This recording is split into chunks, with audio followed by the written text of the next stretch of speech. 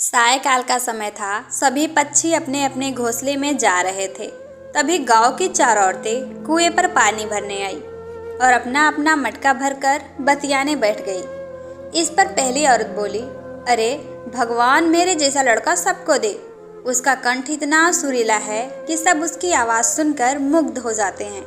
इस पर दूसरी औरत बोली कि मेरा लड़का इतना बलवान है कि सब उसे आज के युग में भीम कहते हैं।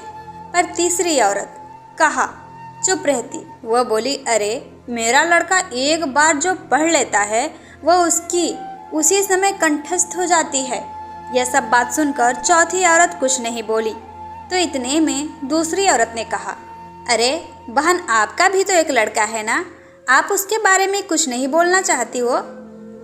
इस पर उसने कहा, मैं क्या कहूँ, वह ना तो बलवान है और ना ही अच्छा गाता है।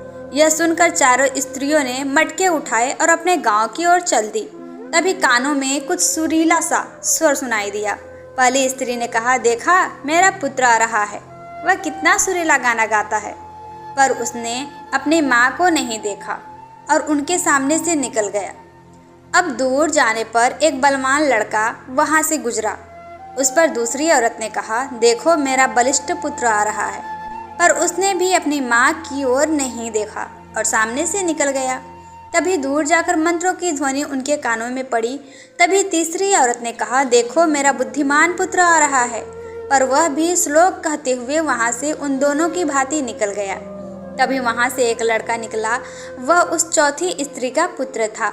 वह अपनी माता के पास आया और माता के सर पर से पानी का घड़ा ले लिया और गांव की ओर निकल पड़ा। यह देख तीनों स्त्रियां चकित रह गई, मानो उनको सांप सूंघ गया हो। वे तीनों उसको आश्चर्य से देखने लगी।